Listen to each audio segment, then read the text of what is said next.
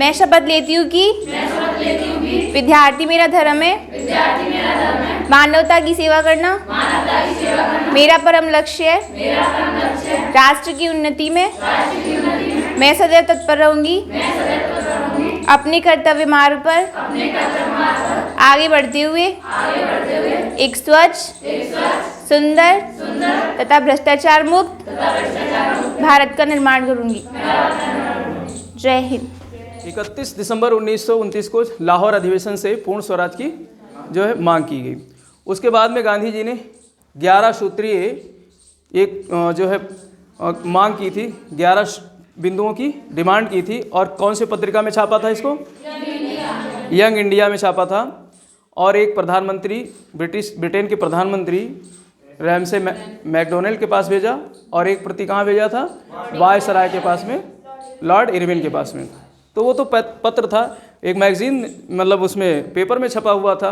लेकिन बाद में इन्होंने, गांधी जी ने एक मौका और दिया था जब उस मैगजीन को, उस पेपर को पढ़ करके ना तो मैकडोनल्ड ने ना ही वायसराय ने कोई जो है प्रतिक्रिया दी उस पर, तो फिर उन्होंने एक पर्सनल लेटर लिखा और अपने एक मित्र के माध्यम से उस लेटर को वायसराय के पास भेजा कि ले जाकर के ये 11 बिंदुओं की जो डिमांड है इसे ले जाकर थमा दो। तो जब वहाँ थमाया गया तो वहाँ से जो है बहुत, जो उसके सचिव थे, वायसराय तो बात ही नहीं किया, उसको तो पढ़ा ही नहीं, सचिव ने जो है वापस ही लौटा दिया, कहा ले जाओ, ये कोई मतलब नहीं है। तो फिर गांधी जी कहते हैं कि जो है हमने रोटी मांगी थी, हमको पत्थर मिले। हमने रोटी मांगी थी, हमको पत्थर मिले। तो कभी कभी प्रश्न यहाँ से भी आता है कि किस जो है प्रसंग में जो है ये बात कही थी और किसने कही थी, किसने लिखी थी। तो वायसराय के सचिव ने जब लेटर को वापस कर दिया बैरंग, तो गांधी जी ने कहा था हमने रोटी मांगी थी, हमको पत्थर मिले, कंकड़ मिले। ठीक, तो वहाँ से जब 2 मौका दिया था इन्होंने, एक तो पत्र के माध्यम से, यंग इंडिया के माध्यम से, और एक पर्सनल लेटर लिख करके। ठीक है, उसके बाद में फिर 14 फरवरी का दिन याद करो, मैंने बताया था ना, कहाँ पर? साबरमती आश्रम में।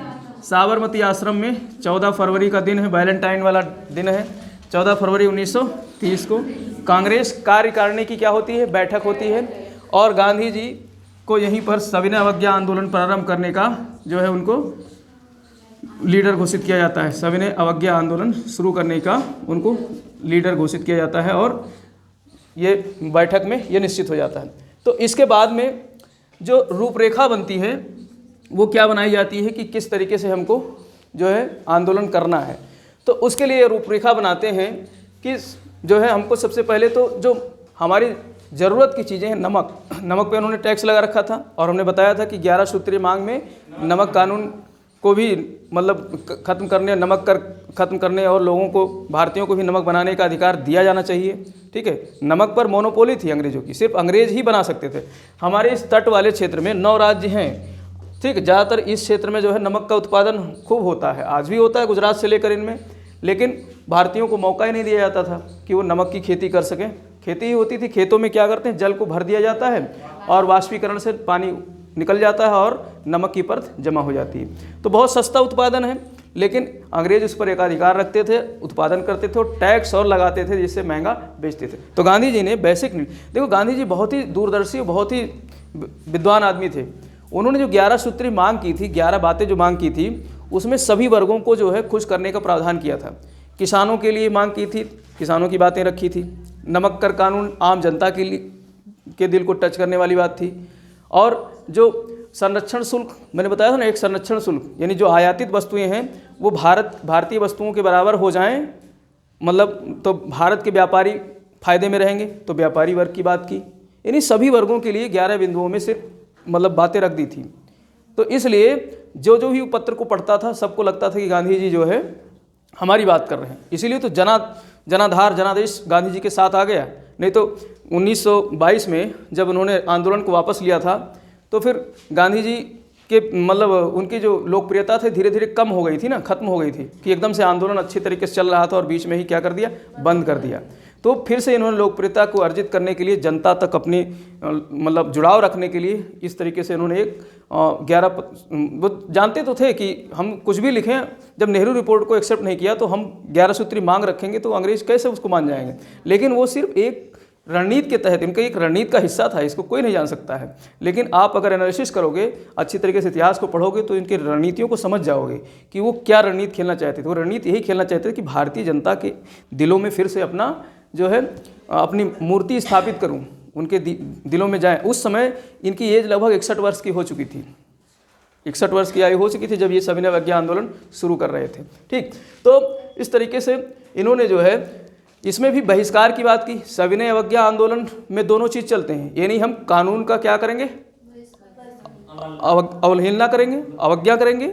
अवज्ञा मतलब आज्ञा का उल्टा होता है, अवज्ञा का मतलब आज्ञा का उल्टा। डिसओबीडियंस इसीलिए कहा गया, ओबीडियंस मतलब आज्ञा, डिसओबीडियंस मतलब अवज्ञा करना। तो सिविल डिसओबीडियंस मूवमेंट इसको कहा गया कि जो है जो सरकारी कानून हैं, कैसे जो बिल्कुल बेकार बकवास कानून हैं, उन कानूनों की हमको क्या करना है, अवहेलना करना है, अवज्ञा करना है। तो नमक बनाएंगे, नमक हमको बनाने नहीं दे रहे, और नमक बेहुदा कानून है। भाई हर व्यक्ति को नमक चाहिए खाने में, और उस पर तुम टैक्स लगा रहे हो, दूसरी बात हमको बनाने नहीं दे रहे हो। तो ऐसे बेहुदा कानूनों को हम क्या करेंगे, उल्लंघन। तो सबसे इन्होंने पहला ही काम किया कि गांव-गांव जा करके नमक कानून को हमें तोड़ना है। तो एक रूपरेखा ये तैयार की गई कि हमको क्या करना है, गांव-गांव जा करके नमक कानून को तोड़ना है। और जो स्कूल हैं, बच्चे जो स्कूल में पढ़ रहे हैं, बच्चों को प्रोत्साहित किया गया कि बच्चा लोग सब स्कूल जाना, सरकारी स्कूल जाना बंद कर दें। ये हमको बहिष्कार में भी देखने को मिला था ना, तो ये भी यहाँ बहिष्कार भी चलेगा। सरकारी कानूनों की अवज्ञा के साथ साथ में हमको यहाँ क्या देखने को मिलेगा, बाइकॉट, बहिष्कार भी देखने को मिलेगा।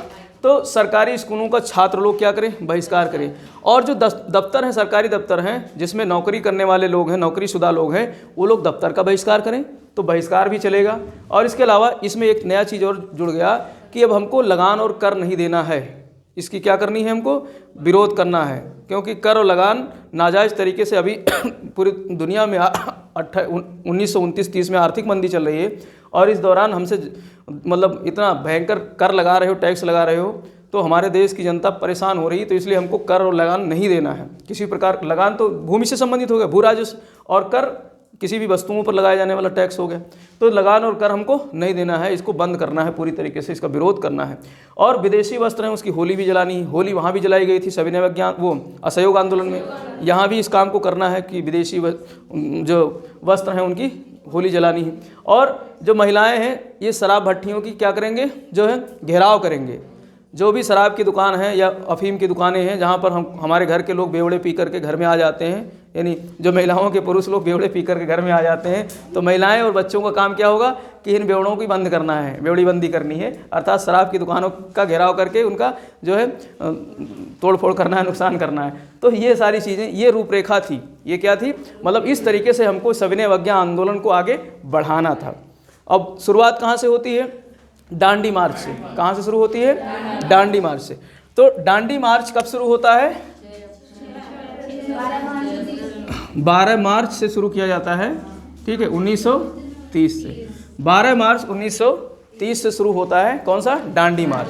ठीक, तो डांडी मार्च की शुरुआत हो जाती है 12 मार्च 1930 से, ये डेट याद रखना। और कहाँ से शुरू करते हैं, साबरमती आश्रम से।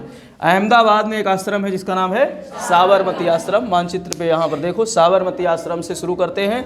और मैंने बताया था कि साबरमती आश्रम से दांडी की दूरी है लगभग 241 मील। कितनी है, 241। ये प्रश्न पूछा हुआ है एग्जाम में, कभी किलोमीटर पूछ लेता है, कभी मील पूछ लेता है। अगर इसको किलोमीटर में कन्वर्ट करोगे तो ये लगभग 385, 86, 87 यानी 390 तक आएगा। ठीक, तो कुछ भी प्रश्न पूछ सकता है कि 241, 40 मील या फिर 385 से लेकर 390 किलोमीटर के बीच की कोई भी दूरी पूछ सकता है कि जो डांडी मार्च थी वो साबरमती से लेकर के डांडी के बीच कितनी दूरी थी, 241 मील या 385 से 390 के बीच जो है किलोमीटर। क्योंकि कभी प्रश्न में 385 पूछ लेता है, कभी 390 पूछ लेता है, तो आपको याद रखना है, इनके बीच की दूरी याद रखनी है। ठीक, कन्वर्ट करोगे तो इतना ही आएगा, 387-88 के आसपास आता है, तो बीच का हम मतलब इसके बीच का ले सकते हैं। ठीक, तो ये दूरी थी। और इस दूरी को अब इन्होंने 24 दिन में तय की थी। कितने दिन में तय की थी, 24 दिन में तय की थी। अर्थात अगर आप निकालोगे मील के हिसाब से तो लगभग 10 मील डेली चलते थे। ठीक है, सब सारे फैक्ट याद रखना, कितने, 10 मील डेली चलते थे। अब ये डांडी जो है ये समुद्र के किनारे है, समुद्र के किनारे है, तो यहाँ नमक कानून तोड़ने के लिए जा रहे हैं ना, तो अपने साथ में इन्होंने शुरुआत जब की थी तो इनके साथ में थे लगभग 78 अनुयायी, 78 सत्याग्रही थे। कितने थे? 78 सत्याग्रही, जिसमें 2 व्यक्तियों का नाम याद रखना है आपको। अब्बास तैयब जी थे, इनके साथ में थे अब्बास तैयब जी, और थे अमेरिकी पत्रकार वेब मिलर। ठीक है, अमेरिकी पत्रकार वेब मिलर, तो ये लोग भी थे साथ में। और सबसे बुजुर्ग अगर कोई व्यक्ति था तो गांधी जी थे। सबसे बुजुर्ग कोई व्यक्ति थे तो कौन थे? गांधी जी थे। 61 साल के थे। इसमें आप देखोगे इनकी एक मूवी जो आई थी उसमें देखोगे गांधी जी पैदल चल रहे हैं और उनके पीछे पब्लिक भागते हुए जा रही है, यानी इतनी तेज़ स्पीड में वो चल रहे थे कि जो जवान थे उनके पीछे दौड़ना पड़ता था गांधी जी के। इतनी तेज़ चाल थी गांधी जी की कि वो तो डंडा लेके चल रहे हैं और हाँ, और उनके पीछे लोग भागते हुए नजर आ रहे हैं। ठीक, तो अब ये 10 मील की दूरी पर डे लगभग तय करते थे। इस दौरान ये किसी गांव में रुकते थे, क्योंकि इन्होंने रास्ता सीधा नहीं अपनाया था, गांव होकर के चल रहे थे कि बीच में जो भी गांव मिले वहां हमको क्या करना है, विश्राम के साथ साथ में वहां की जनता को मोटिवेट करना है। तो मोटिवेट करते थे, तो वहाँ के लड़के बच्चे महिलाएं भी तैयार हो जाती थी। गांधी जी ने मना किया था कि महिलाएं ना चलें, क्योंकि ये लंबा मार्च पास्ट है तो हो सकता है मतलब दिक्कत आए। तो महिलाओं, फिर भी एक आध कुछ महिलाओं के कहने पर जो है गांधी जी मान गए थे और कहा था ठीक है, अगर तुम्हारे अंदर जज्बा है, जोश है तो चलो दौड़ो हमारे साथ में। तो महिलाएं भी आ गई, बच्चे भी आ गए, 15-16 साल के बच्चे भी चल गए तैयार होकर के। तो इस तरीके से इनके साथ में एक हुजूम बढ़ता गया। जिस जिस गांव से होकर जाते थे उस गांव से ही 150 आदमी साथ में चल देता था। तो ऐसे करके लगभग 20,000 आदमी पहुंचा था इनके पीछे। कहाँ? डांडी में। शुरुआत किया था तो 78 सत्याग्रही थे, वो पहुंच गए थे कितने? लगभग 20,000 के आसपास सत्याग्रही। जब इन्होंने देखा पीछे हुजूम तो जोश में आ गए, वाह क्या तमाशा है। ठीक, तो यहाँ पर फिर जोश में आ गए, कहें अब तो देखना कुछ भी कर जो है अंग्रेजों को भगाना है पूरी तरीके से। तो इस तरीके से इन्होंने ये मार्च जो है पूरा कब किया? ये पहुँच जाते हैं कब? 5 अप्रैल को। 24 दिन पूरा हो जाता है 5 अप्रैल 1930 को 6:30 बजे शाम को पहुँच गए। ठीक है, दिन तारीख सब सोच। तो हाँ, मार्च लिख रहा हूँ, 5 अप्रैल 1930 को। तो 5 अप्रैल 1930 को ये पहुँच गए। शाम को सब लोग विश्राम किए और सवेरे तड़के ही उठ करके इन्होंने हाँ समुद्र के रेत से मतलब रेत उठाया, वहाँ से नमक बनाया और नमक का कानून तोड़ दिया। तो नमक का कानून कब तोड़ा? 6 अप्रैल को। तो 6 अप्रैल 1930 को नमक का कानून तोड़ दिया। कभी कभी प्रश्न पूछ लेता है कि सविनय अवज्ञा आंदोलन कब प्रारंभ हुआ? तो देखो ये 12 मार्च से ही समझ लो प्रारंभ हो गया था। 12 मार्च से ही प्रारंभ हो गया था, वो भी तो एक हिस्सा था। लेकिन अगर उसमें ऑप्शन में 12 मार्च भी दिया, 6 अप्रैल भी दिया है, तो आपको 6 अप्रैल को टिक करना है। लेकिन अगर 6 अप्रैल नहीं दिया है, 12 मार्च दिया है, तो 12 मार्च टिक करना है। ठीक है, शुरुआत तो 12 मार्च से ही हो चुकी थी, लेकिन मतलब अल्टीमेट लास्ट एकदम बिल्कुल जो लास्ट पॉइंट था वो क्या था? 6 अप्रैल लास्ट दिन था वो 6 अप्रैल। तो 6 अप्रैल 1930 को इन्होंने इसको जो है क्या कर दिया था? शुरू कर दिया। और जो ये रूपरेखा बता रहा हूँ, ये रूपरेखा बनाई थी 9 अप्रैल को। कब बनाई? 9 अप्रैल को। 9 अप्रैल 1930 को वहीं बैठ करके रूपरेखा बनाई कि अब हमको क्या करना है, क्योंकि इनको ये लगने लगा था कि अब हो सकता है आने वाले समय में हम गिरफ्तार कर लिए जाएं, या जितने भी बड़े बड़े लीडर्स हैं इसके क्या हो जाएंगे? गिरफ्तार। तो सबको बताया कि ये रूपरेखा है भैया, देखो सबको ये काम करना है, नमक कानून तोड़ना है, और बच्चों को बताओ सब स्कूल कॉलेज छोड़ दें, बहिष्कार करें, कपड़ों की होली जलाएं। ठीक है, और कर वर नहीं देना है, टैक्स वैक्स नहीं देना है, और महिलाएं जो है घर की वो सब शराबबंदी करें। ठीक है, तो इस तरीके से इन्होंने एक रूपरेखा बनाई। कब? 9 अप्रैल 1930 को। अब इसके बाद में जब ये रूपरेखा तैयार हो गई, पूरे हिंदुस्तान में खबर फैल गई कि गांधी जी ने एक लाठी के बल पे जो है डांडी मार्च शुरू कर दी है। तो इनके अनुयायी अब शुरू कर दिए, पूरे भारत में जो है नमक कानून को तोड़ने के लिए तैयार हो गए। तो अब इनके अनुयायी जो थे नमक कानून पूरे भारत भर में तोड़ते हैं। तो हम लोग एक मानचित्र की सहायता से देखते हैं। देखो ये पहले भारत पूरा ये वाला था ना, पाकिस्तान वगैरह ये सब पूरा किस में था? भारत में था। तो ये वाला हिस्सा कहलाता था नॉर्थ वेस्ट फ्रंटियर, उत्तर पश्चिमोत्तर प्रांत इसको कहा जाता था। ये इंग्लैंड सरकार में, अंग्रेज सरकार में ये वाला एक प्रांत था हमारा जो कहलाता था उत्तर पश्चिमी प्रांत। क्या कहलाता था? उत्तर पश्चिमी प्रांत। तो ये एक सीमा पे था, तो इसको सीमांत प्रांत भी कहते हैं। इसको क्या कहते हैं? सीमांत प्रांत। तो यहाँ पर एक व्यक्ति थे खान अब्दुल गफ्फार खान। क्या? खान अब्दुल गफ्फार खान। तो खान अब्दुल गफ्फार खान जो थे, ये जो है बहुत बड़े गांधी के जो है हिमायती थे, उनके बहुत बड़े फॉलोवर थे। तो इन्होंने कहा हमारे गांधी जी ने नमक यात्रा शुरू की है दांडी मार्च से नमक सत्याग्रह शुरू किया है, तो हम भी अपने यहाँ जो है आंदोलन शुरू करेंगे। तो ये इन्होंने जो आंदोलन शुरू किया उसको कहा गया खुदाई खिदमतगार। कौन सा आंदोलन? खुदाई खिदमतगार, खुदाई खिदमतगार। तो इन्होंने खुदाई खिदमतगार आंदोलन शुरू किया। किसने? खान अब्दुल गफ्फार खान ने। किसने शुरू किया? खान अब्दुल गफ्फार खान ने खुदाई खिदमतगार नामक एक आंदोलन शुरू किया। कहाँ? पश्चिमोत्तर प्रांत में, पश्चिम उत्तर प्रांत में खान अब्दुल गफ्फार खान ने शुरू किया। और ये लोग, इनके जो साथ के लोग, जो इनके चेले चापड़ थे, अनुयायी थे, वो लाल कुर्ता पहनते थे। क्या पहनते थे? लाल कुर्ता। तो इसीलिए इसको कहा गया लाल कुर्ती आंदोलन। क्या कहा गया? लाल कुर्ती। कौन कह रहा है? कुर्ती, कुत्ती नहीं, कुत्ती। लाल कुर्ती आंदोलन है, कुत्ती कह रहा है। लाल कुर्ती आंदोलन। तो इस खुदाई खिदमतगार आंदोलन को क्या कहते हैं? लाल कुर्ती आंदोलन। तो इसको लाल कुर्ती आंदोलन भी कहते हैं। तो प्रश्न यहाँ से पूछा जाता है कि लाल कुर्ती आंदोलन किसने शुरू किया था? खान अब्दुल गफ्फार खान ने। और या इसको खुदाई खिदमतगार कहते हैं, यानी खुदा के बंदे में हम खिदमत में हाजिर हैं खुदा के बंदे के लिए, तो खुदाई खिदमतगार भी कहते हैं इस आंदोलन को। तो ये नॉर्थ वेस्ट फ्रंटियर पे चल रहा। अब खान अब्दुल गफ्फार खान चूँकि यहाँ रहते थे, ये सीमांत वाले क्षेत्र में, और गांधी जी के बहुत बड़े हिमायती थे, तो इनको एक जो है उपाधि दी गई थी सीमांत गांधी। इनको क्या कहा जाता था? सीमांत गांधी। तो सीमांत गांधी किसको कहा गया है? खान अब्दुल गफ्फार खान को कहा गया है। किसको कहा गया है? खान अब्दुल गफ्फार खान को। तो यहाँ से भी प्रश्न आता है कि सीमांत गांधी कौन है? तो खान अब्दुल गफ्फार खान। क्यों कहा गया है? क्योंकि सीमांत वाले राज्य में रहते थे और गांधी जी के हिमायती थे, तो ये सेकंड गांधी एक तरीके से हो गए, तो इनको सीमांत गांधी भी कहा जाता था। ठीक, तो इस तरीके से सीमांत गांधी थी। अच्छा, ये जब भारत का विभाजन हुआ ना, जिन्ना इनसे बड़ा नाराज रहता था, क्योंकि जिन्ना तो जो है वो पाकिस्तान की मांग कर रहा था और ये बहुत खिलाफ में थे। ये लास्ट तक नहीं जो है चाहते थे कि पाकिस्तान जो है अलग एक प्रांत बने भारत से अलग होकर के। तो जब बंटवारा हो गया, तो इन्हें तो ये डर था कि बंटवारा हो गया और मैंने जो है जिन्ना का विरोध किया है और जिन्ना यहाँ पर जो है लीडर है पाकिस्तान का, तो फिर इनको बड़ा डर था कि जैसे ही बंटवारा होगा जिन्ना हमको धर दबोचेगा। तो ये बहुत नाराज़ हुए थे गांधी जी पे कि क्यों बंटवारा कर दिए जो है लोग मिलकर, जो नेताओं ने कहा भैया बंटवारा करके हमको जहन्नुम में डाल दिया, बहुत नाराज़ हुए थे। तो इस तरीके से, लेकिन ये जब मरे थे तो ये कैसे इकलौते भारतीय, मतलब गैर भारतीय हैं, क्योंकि अब ये पाकिस्तान में चले गए, तो ये कैसे इकलौते गैर भारतीय हैं जिनको भारत का सर्वोच्च सम्मान मिला है। और भारत का सर्वोच्च सम्मान क्या है? भारत रत्न।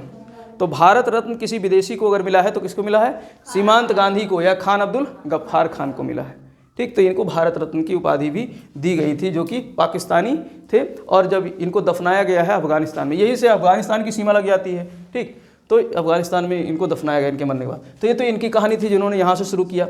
और इसके अलावा जो है मणिपुर में हमने जब एक आंदोलन पढ़ा रहे थे 1857 की क्रांति के बाद में कुछ और आंदोलन हुए थे, तो उनमें हमने पढ़ाया था जिया तरंग आंदोलन। एक आंदोलन पढ़ाया था पूर्वोत्तर राज्यों में, असम और मणिपुर वाले राज्य में एक आंदोलन हुआ था जियातर या जियार लांग आंदोलन या जिया तरंग आंदोलन ना पढ़ाया था। तो जिया तरंग आंदोलन भी सविनय अवज्ञा आंदोलन का ही एक हिस्सा था। इसी दौरान सविनय अवज्ञा आंदोलन के दौरान ही ये भी आंदोलन 1930 में चलता है। कब चलता है? 1930 में चलता है। जियार लांग या जिया तरंग आंदोलन कहा जाता है। अब इसको कौन चलाता है? तो नागा, वहाँ के नागा जो है विद्रोही थे, यदुनांग। क्या नाम था? नागा विद्रोही यदुनांग। तो यदुनांग के नेतृत्व में जो है ये विद्रोह चलता है। अब ये चला तो रहे थे, मतलब बिल्कुल वैसे ही जैसे गांधी जी चला रहे थे, सत्य और अहिंसा के मार्ग पर चलते हुए बिना किसी हिंसा के। लेकिन इनके साथ के जो आदिवासी लोग थे उन्होंने हिंसा कर दी, कुछ अंग्रेजों को पीट पाट दिया, मार मोर दिया। तो यदुनांग को उठा करके जेल में बंद कर दिया जाता है, जेल में बंद कर दिया जाता है। तो इनकी एक छोटी सी बहन थी, लाडली सी, 13 साल की उम्र थी, गाइडिनल्यू नाम था, 13 वर्ष की बहन इनकी थी, गाइडिनल्यू। तो गाइडिनल्यू ने इसका नेतृत्व संभाला। जिया तरंग आंदोलन का फिर नेतृत्व किसने संभाला? गाइडिनल्यू ने। तो गाइडिनल्यू ने जो है इसका नेतृत्व संभाला और लंबे समय तक संघर्ष किया गांधी जी के साथ, और जो है पूर्वोत्तर राज्यों में लंबे समय तक संघर्ष किया। तो जवाहरलाल नेहरू जब इससे मिलते हैं, इनको भी जेल हो जाती है, तो जवाहरलाल नेहरू ने इनको रानी की उपाधि दी थी। किसकी उपाधि दी थी? रानी की। किसने दी थी? जवाहरलाल नेहरू। तो इनको कहा जाता है रानी गाइडिनल्यू। ये मतलब बहुत अच्छी स्वतंत्रता सेनानी थी, मतलब बढ़ चढ़ कर हिस्सा ले इन्होंने, तो बहुत कम उम्र में इन्होंने आंदोलन में भाग लिया था। ठीक है, तो ये तो पूर्वोत्तर की बात हो गई। और इसी में जो है आंध्र प्रदेश वाले में महिलाएं, आंध्र प्रदेश की महिलाएं जो है नमक सत्याग्रह कर रही थी। तो यहाँ भी याद रखना है आपको, महिलाएं कहाँ से ज़्यादा सक्रिय थी नमक सत्याग्रह में? आंध्र प्रदेश की। आंध्र प्रदेश के नीचे चलते हैं तो हम लोग तमिलनाडु में आते हैं। तमिलनाडु में जो नेतृत्व संभाला था नमक सत्याग्रह का, तो सी राजगोपालाचारी ने संभाला था। किसने संभाला था? सी राजगोपालाचारी ने संभाला था। ये सी राजगोपालाचारी वही हैं जो भारत की स्वतंत्रता के बाद में भारत के पहले भारतीय वायसराय बने थे। भारत के पहले भारतीय और आखिरी, पहले और आखिरी वायसराय बनने वाले थे सी राजगोपालाचारी, जिन्होंने तमिलनाडु में नमक सत्याग्रह को संचालित किया था। कहाँ किया था? तमिलनाडु में। और कहाँ से कहाँ यात्रा की थी? तिरुचनापल्ली से लेकर वेदारण्यम तक। कहाँ से कहाँ? तिरुचनापल्ली से लेकर के वेदारण्यम तक की यात्रा की थी। किसने? सी राजगोपालाचारी ने। ठीक है, तो यहाँ से भी प्रश्न पूछा जाता है कि सी राजगोपालाचारी ने कहाँ से जो है नमक सत्याग्रह संचालित किया था? तो तमिलनाडु में तिरुचनापल्ली से लेकर के वेदारण्यम तक। ठीक, और इधर आते हैं केरल साइड में आते हैं, तो केरल में भी जो है यहाँ पर जो है दो लोगों ने मिलकर के इसका जो है नमक सत्याग्रह का संचालन किया था। एक तो केलप्पन और टी.के. माधवन। केलप्पन और टी.के. माधवन दो लोग थे। केरल से कौन थे? केलप्पन और टी.के. माधवन। तो इन दोनों ने मिलकर के कहाँ पर? केरल में। और केरल में इसको कहा जाता है वाइकोम सत्याग्रह। क्या कहा जाता है? वाइकोम। तो ये भी याद रखना, यहाँ से सीधे प्रश्न पूछा जाता है वाइकोम सत्याग्रह कहाँ से संबंधित है? केरल से। तो वाइकोम सत्याग्रह कहाँ से संबंधित है? केरल से। और ये कैसा सत्याग्रह है? सविनय अवज्ञा आंदोलन है। ये क्या है? सविनय अवज्ञा आंदोलन है वाइकोम सत्याग्रह। ये नाम नहीं पूछा जाता है, लेकिन वाइकोम जरूर पूछ लिया जाता है। तो वाइकोम सत्याग्रह किससे संबंधित है? सविनय अवज्ञा आंदोलन से संबंधित है। और इसमें इन दोनों लोगों ने जो मार्च किया था, कहाँ से किया था? कालीकट से पयन्नूर तक। कालीकट से, वही कालीकट जहाँ पर भारत का इतिहास लिखने के लिए पहला विदेशी आया था, यूरोपियन विदेशी जो समुद्र के रास्ते से आया था। क्या नाम था? कालीकट आया था ना, वास्को डी गामा 1498 में, 20 मई 1498 कालीकट के तट पे पहला जो है यूरोपियन पहुंचा था समुद्र के रास्ते। तो वही कालीकट केरल में है ना। तो इस कालीकट से पयन्नूर के बीच यात्रा की थी इन लोगों ने। किसने? केलप्पन के नेतृत्व में और टी.के. माधवन। तो इन लोगों ने वहां जाकर नमक सत्याग्रह किया था और नमक कानून तोड़ा था। और आगे बढ़ते हैं तो कर्नाटक में सैनिकट्टा है। कर्नाटक में एक जो है कारखाना था सैनिकट्टा के नाम से, नमक कारखाना था सैनिकट्टा।